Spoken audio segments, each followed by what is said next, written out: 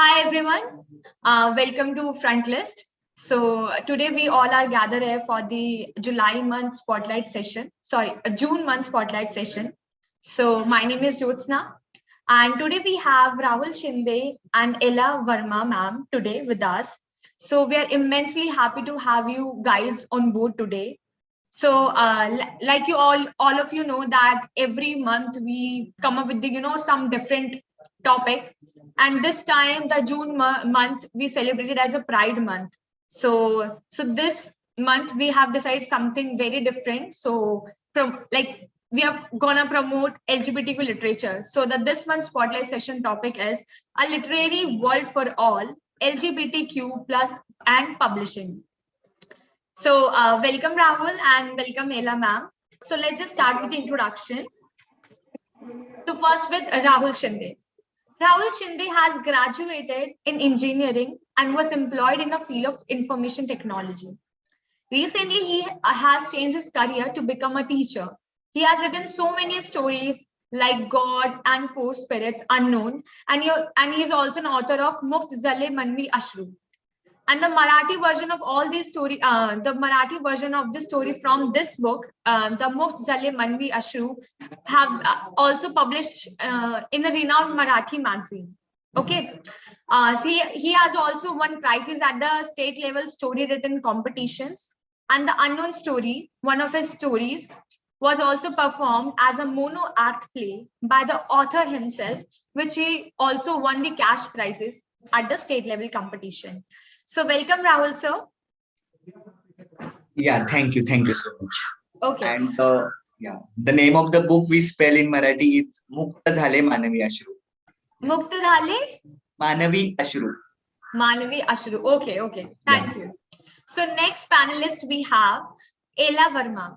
Ella Verma is an actor. She has done many shows like Prithvi Valla, Crime Patrol, Crime Alert, Savdhan India. She's also done a EXO bar advertisement. She has done Z music album, and now moving ahead, she's tapping into the world writing career. So she has written a book, and her first novel was under the Notion Press. And her book, she's an author of the book Unusual, and which is the LGBTQ book, right? So which is written on the LGBTQ issue. Yeah, thank you. But I want to add some more detail about me. Yeah, it would be great. Yeah, right now I'm doing some shows as a writer also, and I'm having my own production house, Ella Verma Production House, and we are into web series segment, telefilm segment, and movie segment too. Okay, so thank you so much, Ella ma'am.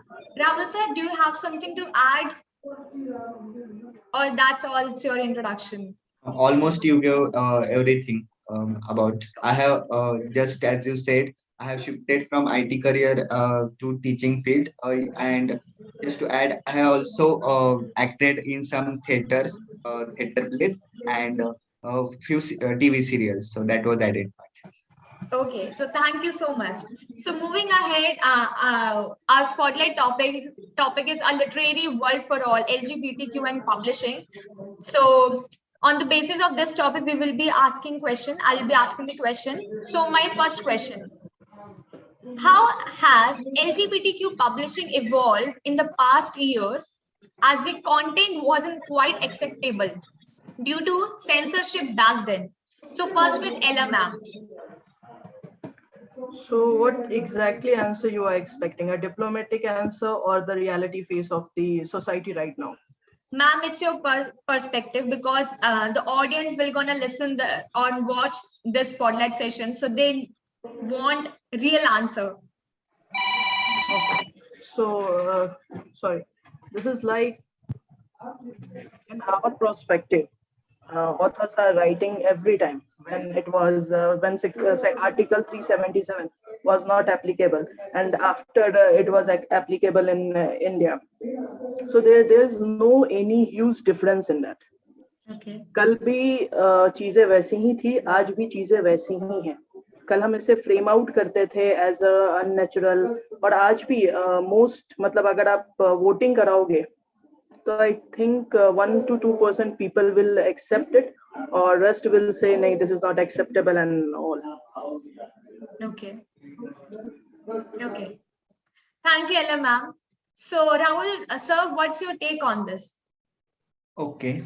So whatever knowledge I have, I will speak from that perspective. Okay. मुझे थोड़ा अलग बोलना है जो इला ma'am ने बोला कि कुछ सालों पहले हम बोल सकते हैं 5-10 सालों पहले या 10-15 साल पहले मेरे एक ऑथर फ्रेंड है जिन्होंने इस टॉपिक पे लिखा था और उन्होंने पब्लिश करने का जब ट्राई किया था तब that was very difficult for him as a author क्योंकि बहुत सारे चैलेंजेस आए थे कि कोई एक्सेप्ट नहीं कर रहा था उसको पब्लिश करने के लिए तो एट द एंड उनको सेल्फ पब्लिश करना पड़ा लेकिन Okay. आज मैं अगर वो 10 साल का गैप छोड़ के आज मैं देखता हूँ तो मैं बहुत चेंज देखता हूँ और जो 377 के बारे में इला मैम ने बोला तो that is that is just a good phase I can say for the LGBTQ community because yeah, I agree that there are most of the people, most of the ratio, they are still they will still oppose that this is unnatural or something. But if we see from the uh, writing perspective, from the literature perspective, or from the media perspective, or from the films perspective, the lot of changes I can see from past 4 years after the decriminalization, that is 377 removed. So that change I can really see. And as an author, I can also see when I am publishing a book which has LGBTQ story, it, it was very easy for me. So I can compare with my friend who yes. Okay. So thank you so much, Rahul, sir. So my next question to everyone.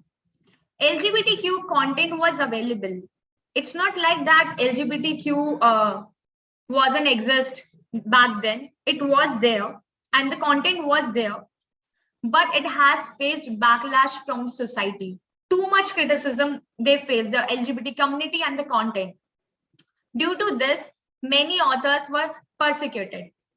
Do you think it was justified to hide this crucial subject that requires a heed to comprehend its nuances? So first with Ella ma'am. Every time we create discrimination to gain profit. Every time. Our history also says the same thing. Same here. Now we are also removing Article 377 and making it a high topic for the society. Again, we are creating the discrimination only. इसे जो लोग see, in my perspective, love is love. You cannot judge for whom you fall in love. अगर ये आप decision खुद से ले पा रहे हो कि आपको किससे प्यार हो रहा है, कितना प्यार हो रहा है और इसकी सैलरी क्या है, इसका जेंडर क्या है, इसका रिलीजन क्या है, इसका कास्ट क्या है, तो वो प्यार नहीं। और द पॉइंट जब आप ये डिसीजन नहीं ले पाते हो, irrespective of the gender, irrespective of the religion, irrespective of the caste, अगर आपको किसी से प्यार होता है तो that is the full version of I can say that love is love. We are using this tagline love is love, but अभी तक मुझे एक appropriate statement नहीं मिला था आज तक किसी भी मीडिया में love is love को लेके। तो it is like कि irrespective of the gender, irrespective of the caste, religion, और आपका जो क्वेश्चन है कि अगेन अभी आज के सिचुएशन में इस तरीके के डिस्क्रिमिनेशन को फेस करना, डिस्क्रिमिनेशन हम अपने फायदे के लिए क्रिएट करते हैं, कंट्रोवर्सीज भी फायदे के लिए होती है, तो ये भी एक तरह का डिस्क्रिमिनेशन कंट्रोवर्शियल टॉपिक बनाया गया है, हीट ऑफ द मूवमेंट पे लाया गया है, ताकि इससे हम लोगों को एक्सेप्ट नहीं कर रहे, we are not accepting the people, we are making it high कि हाँ ये चीजें हैं, ऐसी है, ऐसा क्यों है, ऐसा क्यों नहीं है। Okay. Maybe in near future we can see कि लोग एक दूसरे को accept करने लगे, but right now we are making it a discrimination. We are putting a line कि ये straight community है, ये LGBT community है. Okay. I don't understand why this boundary exists. ऐसा हो सकता है कि एक straight community के इंसान को, my book is about all that only, कि एक straight community के इंसान को एक LGBT community के इंसान से प्यार हो सकता है, because love is an emotional game. You can't justify it कि ये इस जेंडर का है तो ही मुझे इससे प्यार होगा, या ये इस कास्ट का है तो ही मुझे इससे प्यार होगा, या इसका फाइनेंशियल पोजीशन ये है इसलिए मुझे इससे प्यार होगा। Okay. अगर आप चीजों को इस तरह से इक्वेट करते हैं तो that is not love. And Okay. ये discrimination is a profitable statement. आज के Oh, टाइम पे अगर हम इसको डिस्क्रिमिनेशन, हमने एलजीबीटी कम्युनिटी के ऊपर एक मूवी बनाई, मूवी में कोई स्टोरी ही नहीं थी और मूवी हिट हो जाती है, और right. जो चीजें दिखनी चाहिए, दिखानी चाहिए, वो चीजों पे हम ध्यान ही नहीं देते। हम इन चीजों को एक टैग की तरह यूज करना स्टार्ट कर देते हैं। Right. उसके बाद उस टैग लाइन पे हम हिट ऑफ द मूवमेंट पे चीजों को फ्लोरिश होते हुए दिखाते हैं। तो ये डिस्क्रिमिनेशन हमने ही जनरेट किया है। ये डिस्क्रिमिनेशन, ये सो कॉल्ड जो रीजंस हम दे रहे हैं कि hit of the movement, pride month and all, ये सब कुछ हमारा ही क्रिएट किया गया है। Make it Okay. As normal as possible. ये जितना नॉर्मल रहेगा लोगों के लिए, उनके लिए एक्सेप्ट करना उतना आसान होगा।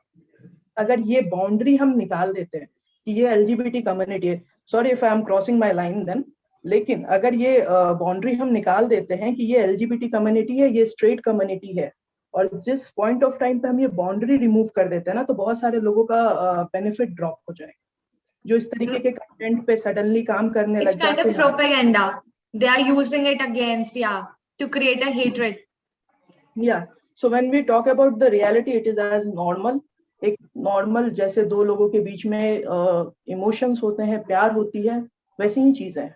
हम टर्म यूज करते हैं सोलमेट, ठीक है, we don't use the term gendermate. हमने कभी बोला नहीं जेंडर में term Never. Soulmate. So when we are talking about soul, how can we decide the gender of the soul? तो फिर Right. बॉडी मेट होना चाहिए, rather than one English movie was there, sex mate, use the term like this, remove the term soulmate. So in my Right. opinion, do not use and do not create discrimination. Okay. Thank you, Ella ma'am. Ma'am, I would like to know more about your book. So what's your book about the unusual? So could you please just share something from your book? What's it all about? My book was banned by Amazon right now. Okay, so Okay. so many things are there. I can make it hike also, like my other author's friend, कि अगर मैं 4 media conference कर लूँ तो आज शायद पद्मावत की जगह मेरा भी नाम आने लगेगा। Sorry to this is actually a recorded session. Okay, so it was banned by Amazon because I used so many things. मैंने social discriminations किस किस parameters पे लोग करते हैं, gender discrimination से लेके हर एक चीजों को उठा के डाला था। Unusual एक बुक है, एक थॉट प्रोसेस है, जहाँ एक स्ट्रेट कम्युनिटी के इंसान को एक एलजीबीटी कम्युनिटी के इंसान से प्यार होता है, एंड शी इज लाइक, ऐसा कैसे हो सकता है, she is a girl, I am not able to accept it. और उस प्यार को हमने अलग अलग टाइम फ्रेम में दिखाया है। एक टाइम आता है कि उसमें से एक कैरेक्टर की शादी हो जाती है, उसकी एक बेटी भी है, और फिर लास्टली जाके वो दोनों वापस से मिलते हैं, इट्स अ हैप्पी एंडिंग। सो वो एक पूरा फ्रेम है कि कैसे चीजों को सामने लाया गया, उसमें क्या सोशल डिस्क्रिमिनेशंस हैं, क्या क्या चीजें, और it is a love story divided into time phase. Okay. Okay. क्योंकि हर एज ग्रुप के इंसान का थॉट प्रोसेस अलग होता है, और Right.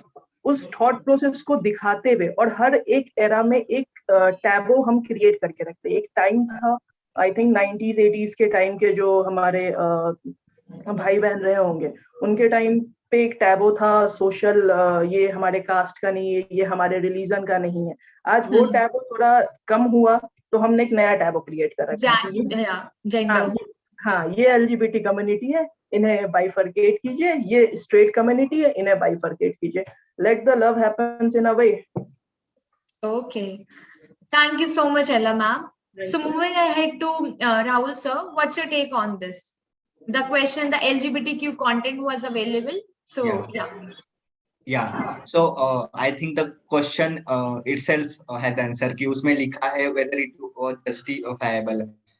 Definitely not. It is not justifiable because no one else can judge what particular person has feeling, whether he can love any same gender or opposite gender. It is his personal choice.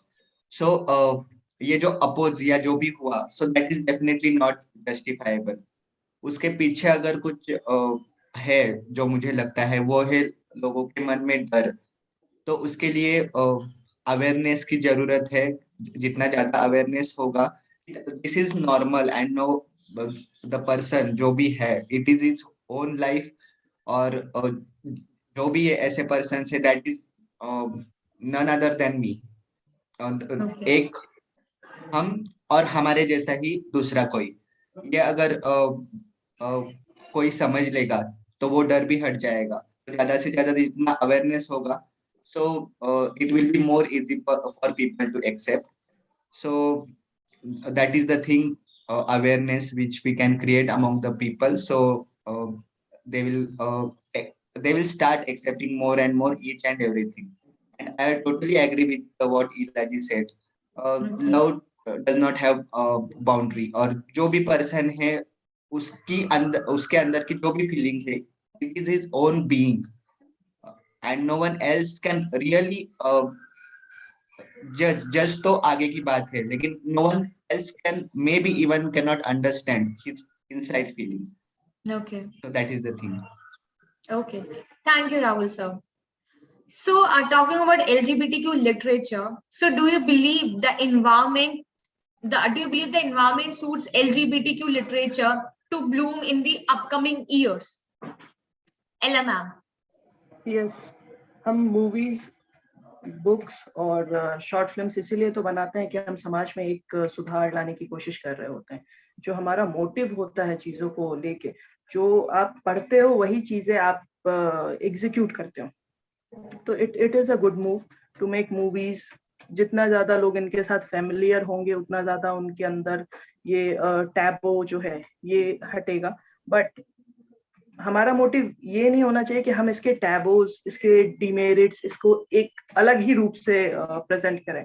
हमें इसे एक normal story की तरह present करना चाहिए, और लोगों के अंदर से जो ये डिस्क्रिमिनेशन का क्या बोले भाव जो आ रहा है वो भाव दूर होना चाहिए।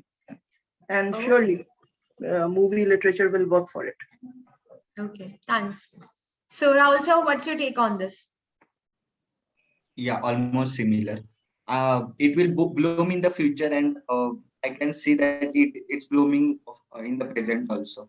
If we see from past few years, the movies literature are really helping to create awareness, and the people, लोग जो है अभी बहुत सारे परसेंटेज हम देखते हैं कि लोग बदल भी रहे हैं, उनका जो नजराना है इसको देखने का वो भी बदल रहा है। इसमें बहुत सारा बदलाव लाना है, लेकिन अभी हम देखते हैं प्रेजेंट में तो बदल तो बहुत रहा है, और फ्यूचर में डेफिनेटली बदलेगा। ये जो चीजें हैं, literature, films and all this things will definitely help people. और अभी इतने सारे सपोर्ट ग्रुप्स है वो भी मैं देखता हूँ, और मैंने जितना काम किया है एनजीओ में, वहां पे मैंने खुद ने देखा ये चेंज की पहले जितना लोग वहां पे आने में जो डरते थे या खुद को एक्सेप्ट करने में, उसमें भी जितना बदल आया है। खुद के स्टोरीज शेयर करने में लोग ज्यादा से ज्यादा अपने स्टोरीज शेयर कर रहे हैं, खुद को एक्सेप्ट कर रहे हैं,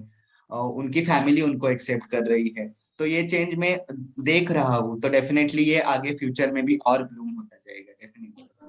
Okay, thank you so much, Rahul sir. So, the majority of gay literature has been written in the fiction genre. We should encourage authors to publish in genre other than fiction, as it might help awareness of LGBTQ literary works. So, what are your thoughts on this? I meant to say that there are so many books, just based on LGBTQ, but they all are written in fictional genre. There is no non-fiction. There are very less non-fiction where we, talk about the actual thing of LGBTQ, right? Most of the stories are romantic based. So what are your thoughts on this? Rahul sir, first. Okay. तो जहां तक मुझे पता है, there are also non fiction books, और जितना मुझे पता है, मुझे मराठी लिटरेचर के बारे में ज्यादा पता है तो उसके बारे में मैं बोलूंगा।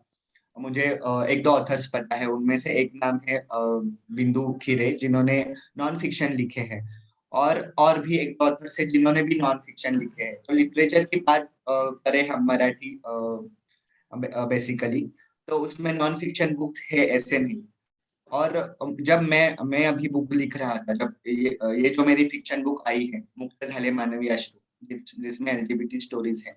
तो वो बुक के पहले मैंने जिनसे बात की, जो एलजीबीटी के लोग हैं, उन्होंने बोला कि हमें नॉन फिक्शन नहीं पढ़ना है, वो तो एंथोलॉजी है, वो हमें बहुत सारी स्टोरीज ऐसे पता है कि स्टोरी स्टोरी स्टोरी सिमिलर, तो हमें कुछ नॉन फिक्शन छोड़ के कुछ पढ़ना है। तो ये भी एक रीजन हो सकता है कि फिक्शन आए। और फिक्शन भी क्या, हम ऐसे थोड़ी ऐसे हम बोल नहीं सकते कि फिक्शन मतलब पूरा उसमें कुछ अलग ही है, क्योंकि मैं मेरा एक्सपीरियंस शेयर करता हूँ कि मैंने ये जो बुक लिखी है, जिसमें जो भी एलजीबीटी स्टोरीज है वो फिक्शन है, लेकिन एक एक फिक्शन स्टोरी के पीछे वो स्टोरी के रिलेटेड 10 लोगों के एक्सपीरियंसेस हैं। तो उनके अनुभव से मैंने वो एक फिक्शन स्टोरी लिखी है। और मैं ये भी बोल सकता हूँ कि मुझे वो कलेक्टिव करने का जो भी लिबर्टी मिली है, या फिर मुझे थोड़ा उसमें ऐड करने को जो भी मिला है, so that helped me to bring the fiction story rather than writing 10 different incidents for 10 people. And Okay. उसमें हम इमेजिनेशन जो ऐड करते हैं, so again that in that imagination author की जो भी क्रिएटिविटी है और जो भी उसकी प्रैक्टिस है, उसकी साधना है, उसका कष्ट लगता है वहां पे, तो इसीलिए हो सकता है fiction. Okay. Thank you, Rahul sir. So Ella ma'am, what's your take on this? Do you think we need more books apart from fictional genre? See, frictional and non-frictional is a complete different concept in my point of view. कोई भी कहानी कहीं ना किसी जिंदगी से, क्यों ना उसका वन लाइनर हो, कहीं ना किसी जिंदगी से ही उठाई जाती है। वो हमें वहां मिलता है, उसके बाद हमारी क्रिएटिविटी, एज राहुल सेड, कि हमारी क्रिएटिविटी, हमारी इमेजिनेशन उस कैरेक्टर के साथ बहती चली जाती है और वो एक पूरा कैरेक्टर स्केच तैयार होता है। तो कहीं ना कहीं ऐसा कुछ घटित होता है या ऐसा कुछ एग्जिस्टेंस में होता है, तभी हम उसके बारे में सोच पाते हैं, उसको एक ढांचा दे पाते हैं और उसको आगे लेके जा पाते हैं। तो मेरी भी स्टोरी कहीं ना कहीं से उठाई हुई है और उसको हमने एक ढांचा दिया, एक फ्रेम दिया है।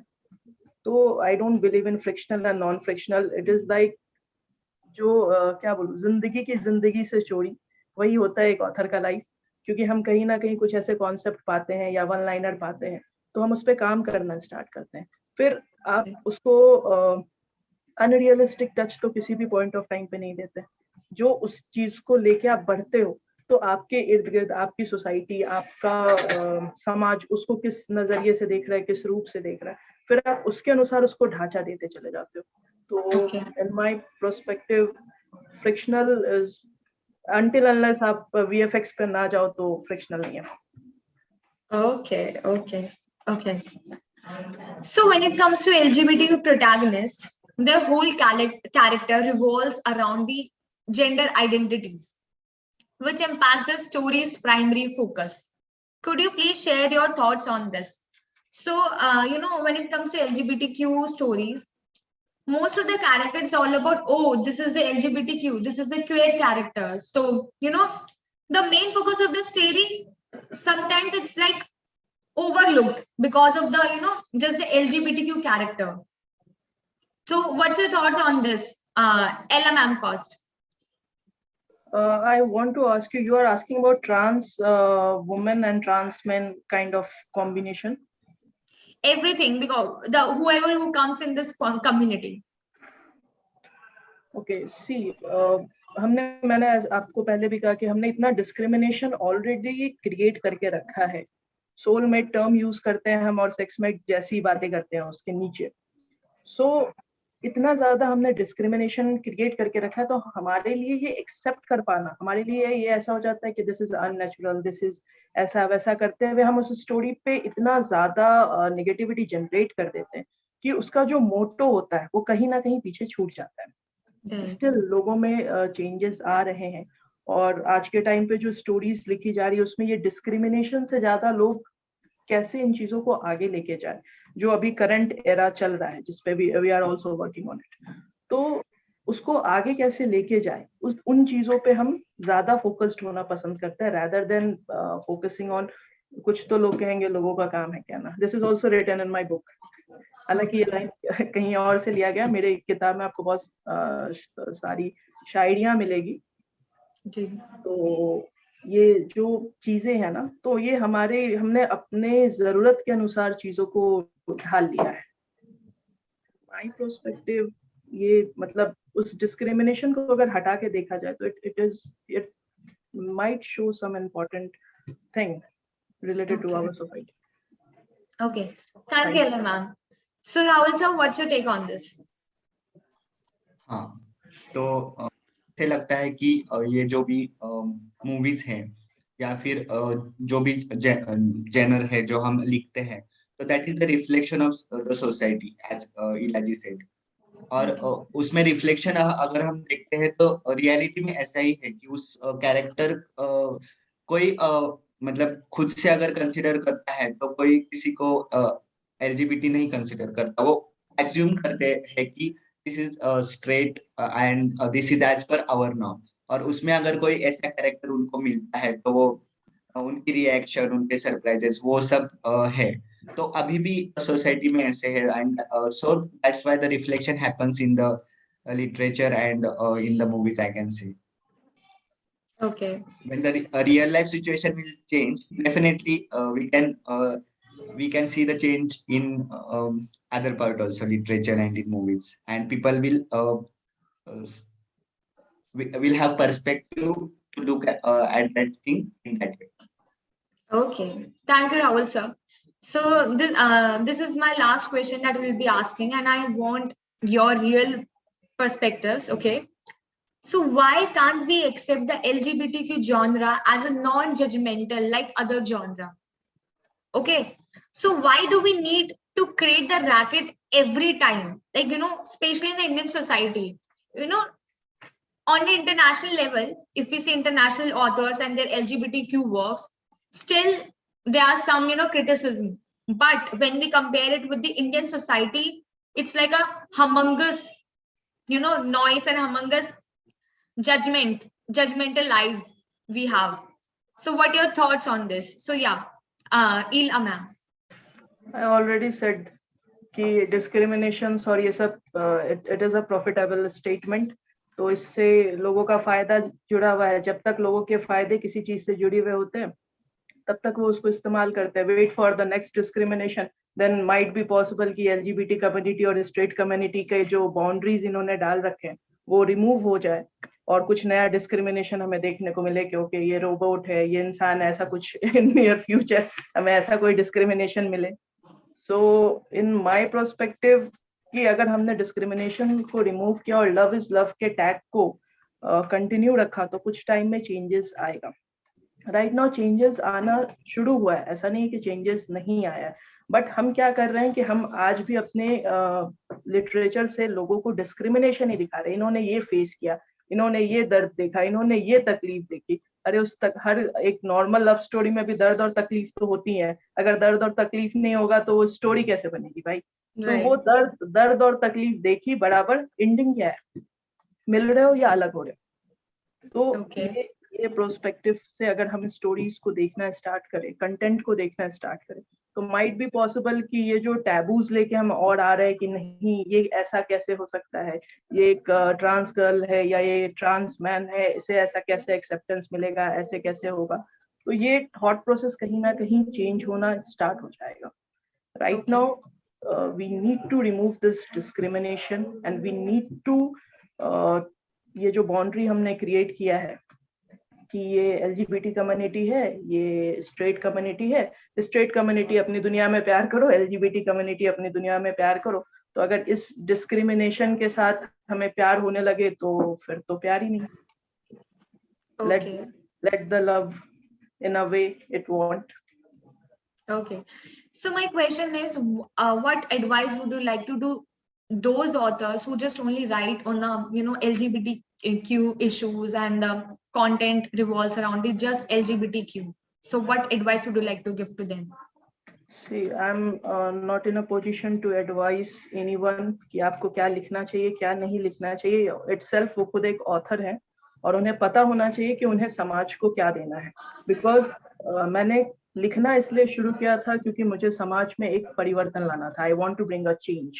एंड आई डोंट राइट, मेरी जो भी स्टोरीज आज तक आप जो भी पब्लिश हुई हैं या जो भी स्टोरीज वेब सीरीज के फॉर्मेट में चल रही हैं, उन सब में कहीं ना कहीं कॉज छुपे होते हैं कहीं ना कहीं चीजों को रिफ्लेक्ट किया जाता है, सोशल इश्यूज को रिफ्लेक्ट किया जाता है। तो rather than making it taboo कि अरे ये ऐसा क्यों है, ये ऐसा नहीं है, आगे चल के हर स्टोरी में अगर आज किसी आपका अगर किसी और धर्म के साथ, किसी और रिलीजन या कास्ट के साथ मतलब एक मेल फीमेल का भी अफेयर चलता है, तो भी हमारी सोसाइटी में ये होता है, अच्छा अरे उसका तो पंजाबी से अफेयर चल रहा है, अरे उसका तो गुजराती से अफेयर चल रहा है।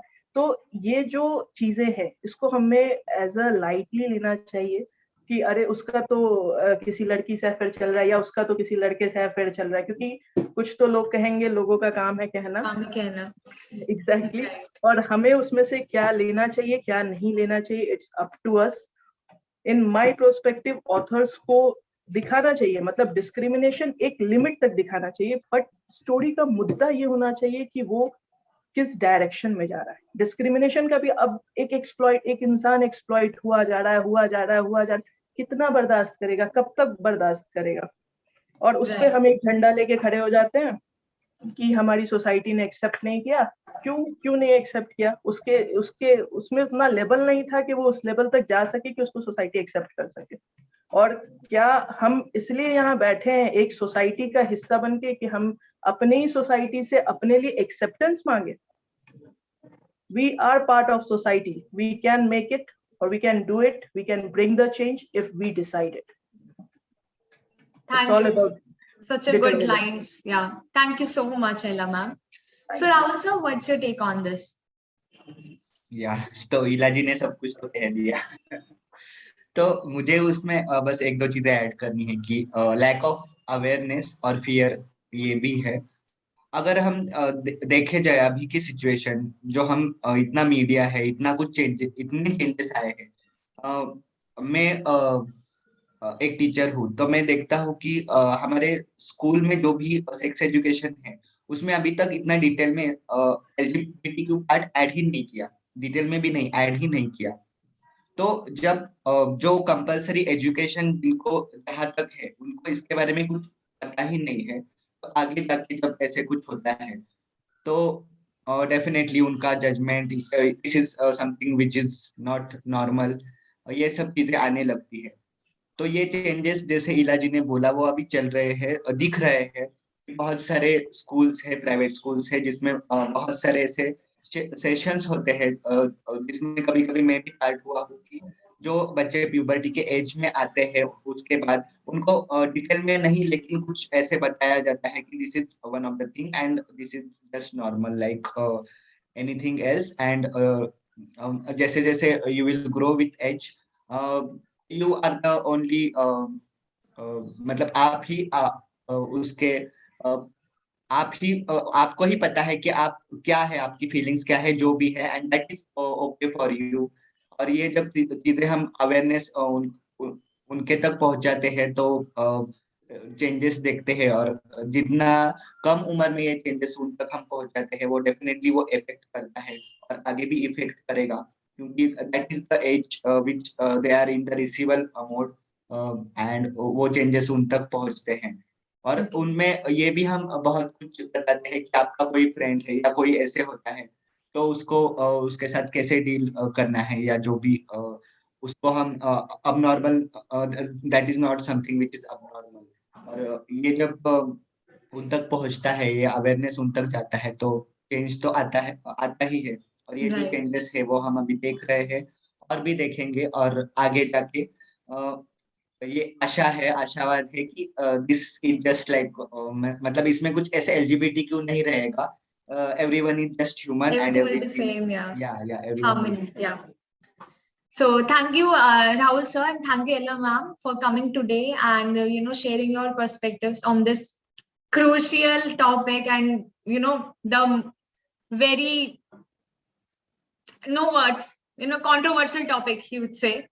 But I'm hoping that as with the growth of the country and our new generation will uh, become more aware about the LGBTQ community and their rights, and I'm hoping that the literature will also accept the LGBTQ content, because we all are saying we should promote equality, not hatred. And I'm hoping that through this session people will learn from your views, and they will apply into their lives and bring a change in the society.